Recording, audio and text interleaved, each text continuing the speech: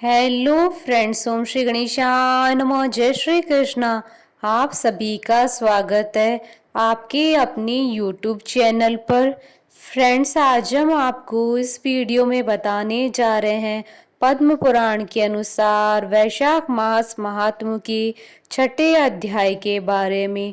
Friends, video शुरू करने से पहले आपसे रिक्वेस्ट है, अगर आप हमारे चैनल पर नए हैं और आपने अभी तक चैनल को सब्सक्राइब नहीं किया है तो प्लीज़ सब्सक्राइब कीजिएगा चैनल को, साथ ही प्रेस कीजिएगा बेल आइकन को, जिससे नए वीडियो से रिलेटेड नोटिफिकेशन आपको तुरंत प्राप्त हो सके। और वीडियो पसंद आने पर वीडियो को लाइक और शेयर जरूर कीजिएगा ताकि सभी भक्तों को इस वीडियो का लाभ प्राप्त हो सके। और कमेंट बॉक्स में जय श्री कृष्णा जरूर लिखिएगा।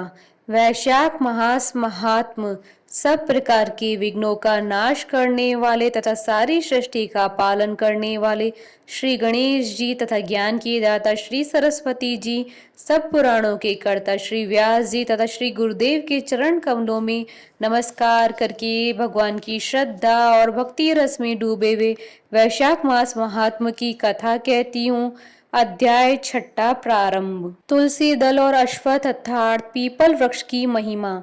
ब्राह्मण ने पूछा, धर्मराज, वैशाख मास में प्रातः काल स्नान करके एकाग्रचित हुआ पुरुष भगवान माधव का पूजन किस प्रकार करे, आप इसकी विधि का वर्णन करें। धर्मराज ने कहा, ब्राह्मण, पत्तों की जितनी जातियां हैं उन सब में तुलसी भगवान श्री विष्णु को अधिक प्रिय है।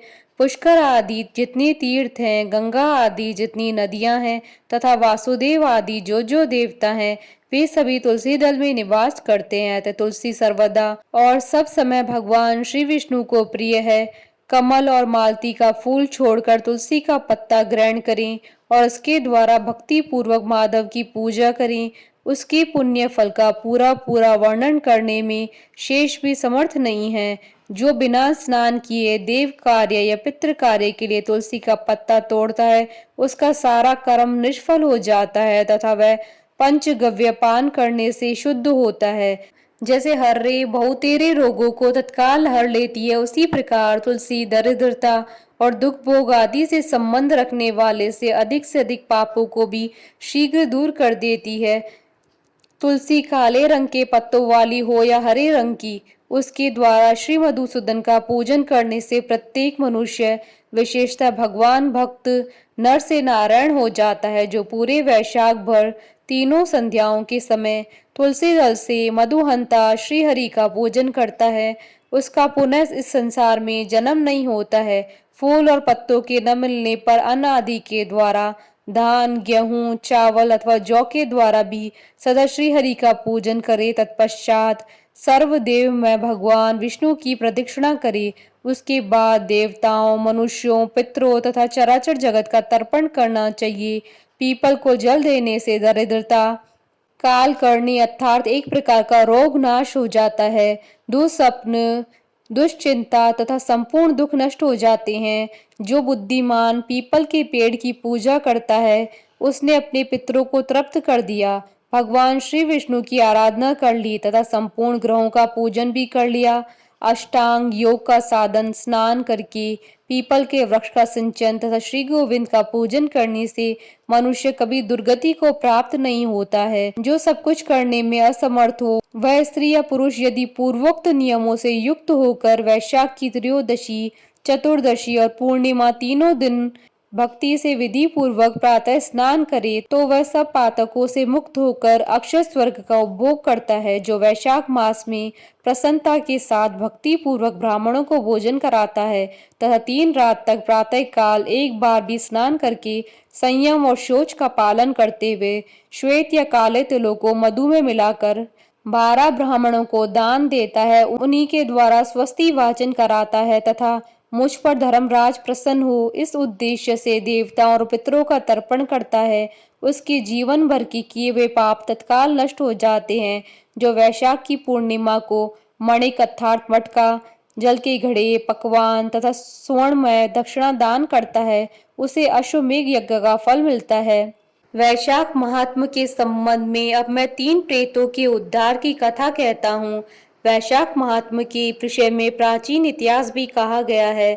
जिसमें एक ब्राह्मण का घने वन के भीतर प्रेतों के साथ संवाद हुआ था। मध्य प्रदेश में एक धन शर्मा नामक ब्राह्मण रहता था। उसमें पाप का लेश मात्र भी नहीं था। एक दिन वह कुश आदि के लिए वन में गया। वहां उसने अद्भुत बात देखी। उसे 3 महाप्रेत दिखाई दिए जो बड़े दुष्ट और भयंकर थे। धन शर्मा उन्हें देखकर डर गया। उन प्रेतों के केश ऊपर को उठे हुए थे, लाल लाल आंखें, काले काले दांत और सूखा हुआ उनका पेट था। धन शर्मा ने पूछा, तुम लोग कौन हो? यह नार की अवस्था तुम्हें कैसे प्राप्त हुई? मैं भय से आतुर और दुखी हूँ, दया का पात्र हूँ, मेरी रक्षा करो। मैं भगवान विष्णु का दास हूँ। मेरी रक्षा करने से भगवान तुम लोगों का भी कल्याण करेंगे। भगवान विष्णु ब्राह्मणों के हितैषी है। मुझ पर दया करने से वे तुम्हारे ऊपर संतुष्ट होंगे। श्री विष्णु का अलसी के पुष्प के समान श्याम वर्ण है। वे पीताम्बरधारी है। उनका नाम श्रवण करने मात्र से सब पापों का क्षय हो जाता है। भगवान आदि और अंत से रहित, शंख चक्र गदा और धारण करने वाले, अविनाशी, कमल के समान नेत्रों वाले तथा प्रेतों को मोक्ष देने वाले हैं। यमराज कहते हैं, ब्राह्मण भगवान विष्णु का नाम सुनने मात्र से वे पिशाच संतुष्ट हो गए। उनका भाव पवित्र हो गया। वे दया और उदारता के वशीभूत हो गए। ब्राह्मण के कहे हुए वचन से उन्हें बड़ी प्रसन्नता हुई। उनके पूछने पर वे प्रेत इस प्रकार बोले। प्रेतों ने कहा, विप्र, तुम्हारे दर्शन मात्र से तथा भगवान श्री हरि विष्णु का नाम सुनने से हम इस समय दूसरे ही भाव को प्राप्त हो गए हैं। हमारा भाव बदल गया है। हम दयालु हो गए हैं। वैष्णव पुरुष का समागम निश्चय ही पापों को दूर भगाता है, कल्याण से संयोग कराता है तथा शीघ्र ही यश का विस्तार करता है। अब हम लोगों का परिचय सुनो। यह पहला कृत्यघ्न नाम का प्रेत है। इस दूसरे का नाम विदेवत है तथा तीसरा मैं हूँ। मेरा नाम अवैशाख है। मैं तीनों में अधिक पापी हूँ। इस प्रथम पापी ने सदा ही कृत्यघ्नता की, अतः इसके कर्म के अनुसार इसका नाम कृत्यघ्न पड़ा। ब्राह्मण यह पूर्व जन्म में सुदास नामक द्रोही मनुष्य था, सदा कृत्यघ्नता किया करता था। उसी पाप से यह इस अवस्था में पहुंचा है। अत्यंत पापी, धूर्त तथा गुरु और स्वामी का अहित करने वाले मनुष्य के लिए भी पापों से छूटने का उपाय है, परंतु कृत्यघ्न के लिए कोई प्रायश्चित नहीं है। इस दूसरे पापी ने देवताओं का पूजन किए बिना ही सदा अन्न भोजन किया। इसने गुरु और ब्राह्मणों को कभी दान नहीं दिया, इसलिए इसका नाम विदेवत हुआ। यह पूर्व जन्म में हरिवीर नाम से विख्यात राजा था। 10,000 गांवों पर इसका अधिकार था। यह रोष, अहंकार तथा नास्तिकता के कारण गुरुजनों की आज्ञा का उल्लंघन करने में तत्पर रहता था। प्रतिदिन 5 महायज्ञों का अनुष्ठान किए बिना ही खाता और ब्राह्मणों की निंदा किया करता था। उसी पाप कर्म के कारण यह बड़े बड़े नरकों का कष्ट भोगकर इस समय विदेवत नामक प्रेत हुआ। अवैशाख नामक तीसरा प्रेत मैं हूँ। मैं पूर्व जन्म में ब्राह्मण था। मध्य प्रदेश में मेरा जन्म हुआ था। मेरा नाम गौतम था और गोत्र भी गौतम ही थी। मैं वसापुर गांव में निवास करता था। मैंने माधव मास में भगवान माधव की प्रसन्नता के उद्देश्य से कभी स्नान नहीं किया, दान और हवन भी नहीं किया। विशेषतः वैशाख मास से संबंध रखने वाला कोई कर्म नहीं किया। वैशाख में मधुसूदन का पूजन नहीं किया तथा विद्वान पुरुषों को दान आदि से संतुष्ट नहीं किया। वैशाख मास की किसी भी पूर्णिमा को जो पूर्ण फल प्रदान करने वाली है, मैंने स्नान, दान, शुभ कर्म, पूजा तथा पुण्य के द्वारा उसके व्रत का पालन नहीं किया। इससे मेरा सारा वैदिक फल निष्फल हो गया। मैं अवैशाख नामक प्रेत होकर सब और विचरता हूँ। हम तीनों के ये प्रेत योनि में पड़ने का जो कारण है वह सब मैंने तुम्हें बता दिया। अब तुम हम लोगों का पाप से उद्धार करो, क्योंकि तुम विप्र हो। ब्राह्मण, पुण्यात्मा, साधु पुरुष तीर्थों से भी बढ़कर हैं। वे शरण में आए हुए महान पापियों को भी नरक से ताड़ देते हैं। जो मनुष्य सदा गंगा आदि संपूर्ण तीर्थों में स्नान करता है तथा जो केवल साधु पुरुषों का संग करता है, उसमें साधु संग करने वाला पुरुष ही श्रेष्ठ है। अतः तुम मेरा उद्धार करो, अथवा मेरा एक पुत्र है जो धनचार्मा नामक से विख्यात है। स्वामिन, तुम उसी के पास जाकर ये बातें समझाओ। हमारे लिए इतना परिश्रम करो। जो दूसरों का कार्य उपस्थित होने पर उसके लिए उद्योग करता है, उसे उसका फल मिलता है। वह यज्ञ, दान और शुभ कर्मों से अधिक फल का भागी होता है। यमराज कहते हैं, ब्राह्मण, उस प्रेत की वचन सुनकर धन शर्मा को बड़ा दुख हुआ। उसने यह जान लिया था कि ये मेरे पिता हैं जो नरक में पड़े हुए हैं। तब वह सर्वथा अपनी निंदा करते हुए बोला। धन शर्मा ने कहा, स्वामिन, मैं ही गौतम आपका पुत्र धन शर्मा हूँ। मैं आपके किसी काम न आया। मेरा जन्म निरर्थक है। जो पुत्र आलस्य छोड़कर अपने पिता का उद्धार नहीं करता, वो अपने को पवित्र नहीं कर पाता है। जो इस लोक और परलोक में भी सुख का संतान विस्तार कर सके, वही संतान या तनय माना गया है। इस लोक में धर्म की दृष्टि से पुरुष के दो ही गुरु हैं, पिता और माता। इनमें भी पिता ही श्रेष्ठ है, क्योंकि सर्वत्र बीज की ही प्रधानता देखी जाती है। पिताजी, क्या करूं, कहाँ जाऊं, कैसे आपकी गति होगी? मैं धर्म का तत्व नहीं जानता, केवल आपकी आज्ञा का पालन करूंगा। प्रेत बोला, बेटा घर जाओ और यमुना में विधि पूर्वक स्नान करो। आज से 5वें दिन वैशाख की पूर्णिमा आने वाली है, जो सब प्रकार की उत्तम गति प्रदान करने वाली है तथा देवताओं और पितरों की पूजन के लिए उपयुक्त है। उस दिन पितरों के निमित्त भक्ति पूर्वक तिल मिश्र जल और जल का घड़ा, अन्न और फल का दान करना चाहिए। उस दिन जो श्राद्ध किया जाता है वह पितरों को 1000 वर्षों तक आनंद प्रदान करने वाला होता है। जो वैशाख की पूर्णिमा को विधि पूर्वक स्नान करके 10 ब्राह्मणों को खीर भोजन कराता है, वह सब पापों से मुक्त हो जाता है। जो धर्मराज की प्रसन्नता के लिए जल से भरे हुए 7 घड़े दान करता है, वह अपनी 7 पीढ़ियों को तार देता है। बेटा, त्रयोदशी, चतुर्दशी तथा पूर्णिमा को भक्ति परायण होकर स्नान, जप, दान, होम और श्री माधव का पूजन करो और उससे जो फल हो हम लोगों को समर्पित कर दो। ये दोनों प्रेत भी मेरे परिचित हो गए हैं, अतः इनको भी इसी अवस्था में छोड़कर मैं स्वर्ग नहीं जा सकता। इन दोनों के पाप का भी अंत आ गया है। यमराज कहते हैं, ब्राह्मण, बहुत अच्छा कहकर वह श्रेष्ठ ब्राह्मण अपने घर गया और वहां जाकर उसने सब कुछ उसी तरह किया।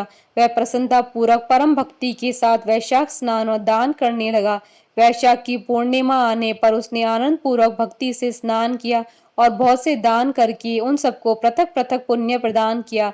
उस पवित्र दान के संयोग से वे सब आनंद मग्न हो विमान पर बैठकर तत्काल ही स्वर्ग को चले गए। ब्राह्मणों में श्रेष्ठ धन शर्मा भी श्रुति, स्मृति और पुराणों का ज्ञाता था। वह चिरकाल तक उत्तम भोग भोग कर अंत में ब्रह्मलोक को प्राप्त हुआ था। यह वैशाख पूर्णिमा परम पुण्यमय और समस्त विश्व को पवित्र करने वाली है। इसका महात्म्य बहुत ही बड़ा है, अतः मैंने संक्षेप में इसका मतलब बता दिया। जो वैशाख मास में प्रातः काल स्नान करके नियमों के पालन से विशुद्ध हो भगवान मधुसूदन की पूजा करते हैं, वे ही पुरुष धन्य है, वे पुण्यात्मा है तथा वे ही संसार में पुरुषार्थ के भागी है।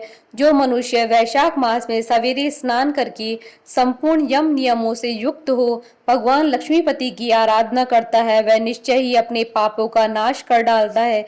जो प्रातः काल उठकर श्री विष्णु की पूजा के लिए गंगा जी के जल में डुबकी लगाते हैं, उन्हीं पुरुषों ने समय का सदुपयोग किया है। वे ही मनुष्य धन्य है तथा पाप रहित है। वैशाख मास में प्रातः काल नियम युक्त हो मनुष्य जब तीर्थ में स्नान करने के लिए पैर बढ़ाता है, उस समय श्री माधव के स्मरण और नाम कीर्तन से उसका एक एक पग अश्वमेघ यज्ञ के समान पुण्य देने वाला होता है। श्री हरि के प्रियतम वैशाख मास के व्रत का यदि पालन किया जाए तो यह मेरु पर्वत के समान बड़े उग्र पापों को भी जलाकर भस्म कर डालता है। विप्रवर, तुम पर अनुग्रह होने के कारण मैंने यह सब प्रसंग संक्षेप में तुम्हें बता दिया। जो मेरे कहे हुए इस इतिहास को भक्ति पूर्वक सुनेगा वह सभी पापों से मुक्त हो जाएगा तथा उसे मेरे लोक यमलोक में नहीं आना पड़ेगा। वैशाख मास के व्रत का विधि पूर्वक पालन करने से अनेकों बार किए हुए ब्रह्म हत्या आदि पाप भी नष्ट हो जाते हैं। यह निश्चित बात है। वह पुरुष अपने 30 पीढ़ी पहले की पूर्वज और 30 पीढ़ी के बाद की संतानों को भी ताड़ देता है, क्योंकि अनायास ही नाना प्रकार के कर्म करने वाले भगवान श्री हरि को वैशाख मास बहुत ही प्रिय है, अतएव सब मासों में ये श्रेष्ठ है। इति श्री पद्म पुराण अंतर्गत वैशाख मास का 6ठा अध्याय समाप्त हुआ। बोलिए भगवान विष्णु की जय, सनातन धर्म की जय। हमारे साथ इस वीडियो में अंत तक बने रहने के लिए आपका धन्यवाद। ओम श्री गणेशाय नमः। जय श्री कृष्ण।